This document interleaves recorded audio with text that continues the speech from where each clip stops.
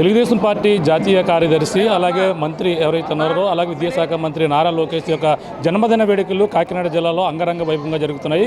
అలాగే కాకినాడ రూరల్లో కూడా ఈ యొక్క ఏదైతే తెలుగుదేశం పార్టీ అలాగే ఇక్కడ ఉన్నటువంటి కటకంశెట్టి ప్రభాకర్ గారి ఆధ్వర్యంలో భారీ ఎత్తున ఇక్కడైతే ఇక్కడ సేవా కార్యక్రమం కూడా నిర్వహిస్తున్నటువంటి పరిస్థితులు ప్రస్తుతం ప్రభాకర్ గారు ఉన్నారు. సార్ చెప్పండి, ఇక్కడ ఆయన జన్మదిన వేడుకలు ఏ విధంగా ఇక్కడ సేవా కార్యక్రమం నిర్వహించడం జరిగింది? నారా లోకేష్ బాబు గారు పుట్టినరోజు అంటే ఈరోజు మాకు పండగ రోజు.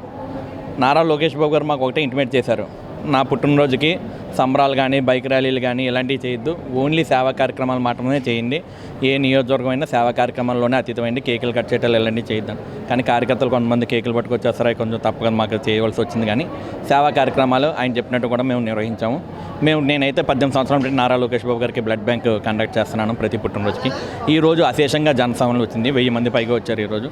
అదే రకంగా మేము కూడా మన నారా లోకేష్ బాబు గారు అడుగుజాడలో నడుస్తున్నాం కాబట్టి సేవా కార్యక్రమాల్లో కూడా వికలాంగులకు 250 మందికి అందరికీ వస్త్రాలు, అదే రకంగా ట్రైసైకిల్స్, అదేవిధంగా కృత్రిమ అవయవాలు ప్రతి ఒక్కరికి కూడా ఈరోజు 250 మంది వికలాంగులకు అందించడం జరిగింది. మేము చంద్రబాబు నాయుడు గారు, నారా లోకేష్ బాబు గారు క్రమశిక్షణ గల పార్టీ మాది తెలుగుదేశం పార్టీలో మేమందరం క్రమశిక్షణగా ముందుకు నడుస్తున్నాము. పుట్టినరోజు సంబరాలు కానీ ఏదైనా సరే సేవా కార్యక్రమంగా మలుచుకుని చేయటమే మా ఉద్దేశం. అంటే రాబోయే తరాలకి ఆయన లోకేష్ గారు ఏ విధంగా ఉండాలని మీరు అంతా కూడా అభిమానులు అందరూ ఏ విధంగా కోరుకుంటున్నారు? ఇది ఎవరికి తెలిసినా తెలియపోయినా ఒకటే సార్, రాబోయే కాలానికి కాబోయే నాయకుడు తెలుగు రాష్ట్రానికి, ఆంధ్రప్రదేశ్కి కాబోయే సీఎం మా నారా లోకేష్ బాబు గారు.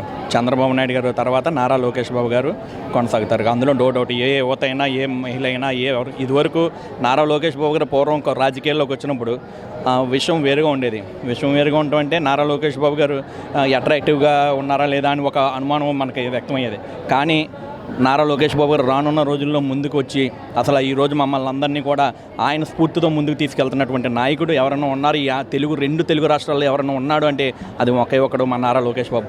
ఈరోజు ఒక శక్తిగా మారారు. ఆయన నాయకత్వంలో మేమందరం పనిచేయడానికి సంసిద్ధంగా ఉన్నాం మేమందరం. అందువలన మా నారా లోకేష్ బాబు గారు మాకు స్ఫూర్తి.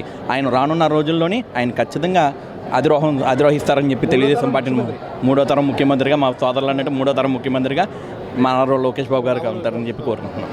ఆయన పాదయాత్ర చేసే సమయంలో మీరు ఆయన కూడా వెంటనే నడిచారు. కాకినాడ రోడ్లో పలు సమస్యలు కూడా చెప్పడం జరిగింది. ఇప్పుడు కూటమి ప్రభుత్వం ఏర్పడింది. కూటమికి ఇక్కడ ఎటువంటి అభివృద్ధి అప్పుడు వచ్చినటువంటి సమస్యలు దాన్ని పరిష్కరించే ఏ విధంగా ముందుకు వెళ్తున్నారు? ఏమంటే నేను ఒక చిన్న కార్యకర్త నుంచి ఎదిగాను. 26 సంవత్సరాల బట్టి నేను తెలుగుదేశం పార్టీలో క్రమశిక్షణ గల కార్యకర్తగా ఉన్నాను.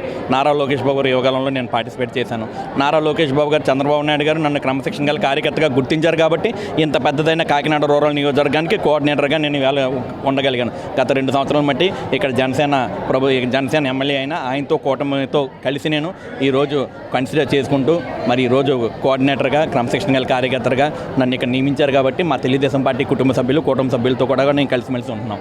అంటే ప్రధానంగా చూసుకుంటే ఇక్కడ ఇంకా ఏ అభివృద్ధి పనులు చేయబోతున్నారు? అంటే ప్రధానంగా సమస్యలు ఇంకా కొన్ని ఉన్నాయన్నారు, ఎలా ముందుకు వెళ్ళబోతున్నారు? ఏమంటే ఇక్కడ సమస్యలు ఏమున్నా ఇక్కడ ఎమ్మెల్యే గారి దృష్టికి తీసుకెళ్తున్నాం. ప్రతి శుక్రవారం కూడా మా తెలుగుదేశం పార్టీ కార్యకర్తలని నారా లోకేష్ బాబు గారు జనసేన ఉన్న చోట కూడా ఎక్కడ ఉన్న చోట శుక్రవారం మమ్మల్ని ప్రజా దర్బార్ కండక్ట్ చేయమన్నారు. ప్రజా దర్బార్ శుక్రవారం ఎమ్మెల్యే గారిని ఆదరణతో మేము కలిసి మరి ప్రజా దర్బార్ కండక్ట్ చేస్తున్నాం. వచ్చిన సమస్యలని ఎమ్మెల్యే గారి దృష్టికి తీసుకెళ్తున్నాం. అదే రకంగా కొన్ని సమస్యలను అయితే తెలుగుదేశం పార్టీ మన ఎవరైతే మనకున్నారో అది మన ఇన్ఛార్జ్ మినిస్టర్ గారు ఆయన దృష్టికి తీసుకెళ్తున్నాం.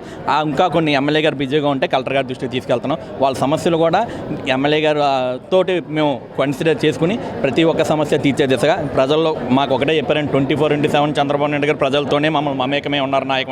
నాయకులందరం కూడా 24/7 మమేకమై ప్రజల్లో కలిసి ఉంటున్నాం సార్. నారా లోకేష్ బాబు గారు, నారా చంద్రబాబు నాయుడు గారు మేము ఎప్పుడు వెళ్ళినా ఎక్కడికి వెళ్ళినా ఫీల్డ్లో ఉండు అని చెప్తారు. అదే మాకు నిదర్శనం. మేము ఫీల్డ్లోనే ఉంటున్నాం. మా నాయకులను కూడా ఫీల్డ్లోనే పెడుతున్నాం.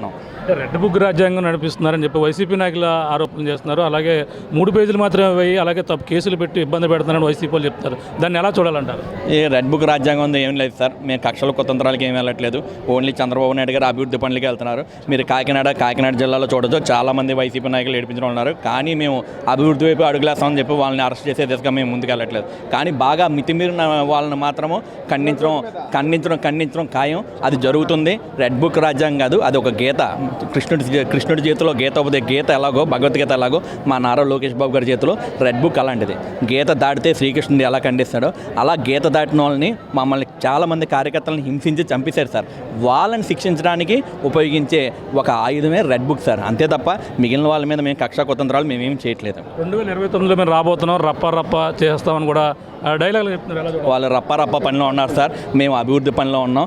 రప్ప రావడానికి వాళ్ళకి ఇంకొక 20-30 సంవత్సరాలకి ఎక్కువ పడుతుంది. ఈ 20-30 సంవత్సరాల రప్ప బ్యాచ్ అంతా మా వెనకాలకు వస్తారని చెప్పి మీకు ఈరోజు మైక్ పూర్వకంగా చెప్తున్నాను. ఒకసారి ఇది పరిస్థితి. ఇక్కడ కాకినాడ రూరల్ కోఆర్డినేటర్ ఎవరైతే ఉన్నారో తెలుగుదేశం పార్టీ నాయకులు, అలాగే ఇక్కడ సీనియర్ నాయకులు, రాష్ట్ర ప్రధాన కార్యదర్శి కూడా పనిచేశారు. ఆయన ఇప్పుడు ప్రస్తుతం పలు సేవా కార్యక్రమాలు నారా లోకేష్ గారి జన్మదిన వేడుకలు పురస్కరించుకుని సేవా కార్యక్రమాలు చేస్తున్నారు. అలాగే రక్తదానంతో పాటు అలాగే పేదలకి అలాగే వికలాంగులకు కూడా ట్రైసైకిల్తో పాటు అనేక సేవా కార్యక్రమాలు కూడా చేస్తున్నటువంటి పరిస్థితి ఉంది. అంతేకాకుండా ఇక్కడ భారీ ఎత్తున కనీవిని రీతిలో గత కొన్ని సంవత్సరాలు కూడా ఆయన జన్మదిన వేడుకలు ఈ విధంగా పలు సేవా కార్యక్రమాలు చేయడం ఆనవాయితీగా వస్తుంది. ఆ విధంగానే ఈ యొక్క సేవా కార్యక్రమాలు కూడా చేసుకొస్తున్నాం. ఏది ఏమైనా మొత్తం కూటమి ప్రభుత్వంతో పాటు అలాగే అభివృద్ధి దిశగా కూడా కాకినాడ రూరల్లో అనేక అభివృద్ధి కార్యక్రమాలు చేసే విధంగా కూడా మా వంతు కృషి చేస్తున్నాం. అప్పుడు లోకేష్ పాదయాత్రలో ఎటువంటి ఆయన వెంట ఉండి నడిచాం, ఎటువంటి సమస్యలన్నీ కూడా ఆయన దృష్టికి వెళ్ళడం జరిగింది. ఆ సమస్యలన్నీ కూడా పరిష్కార దిశగా కూడా మేమంతా కూడా ముందుకు వెళ్తున్నాం. ఏది ఏమైనా ఆయన జన్మదిన వేడుకలు ఆయన అయితే రాబోయే తరం నాయకుడిగా, భవిష్యత్తు నాయకుడిగా కూడా ఆయన సీఎంగా కూడా చూడాలనే కోరిక కూడా ప్రతి ఒక్కరు కూడా కోరుకుంటున్నారని, అలాగే కాకినాడ రూరల్ కోఆర్డినేటర్ ఎవరైతే ఉన్నారో కడకంశెట్టి ప్రభాకర్ గారు చెప్తున్న పరిస్థితి ప్రధానంగా ఉందని చెప్పాలి. ఇది కూడా తాజా పరిస్థితి. మనందరితో ప్రకాష్ RTV కాకినాడ రూరల్ నుంచి. చరిత్ర సృష్టించినోడు ఇప్పుడు ఆ చరిత్రని తిరగరాయబోతున్నాడు. అబద్ధాల గోడల్ని బద్దలు కొట్టి నిజాలను రాగా మీ ముందుంచబోతున్నాడు. నిజమైన వార్తల కోసం వెంటనే డౌన్లోడ్ చేసుకోండి రా యాప్ని.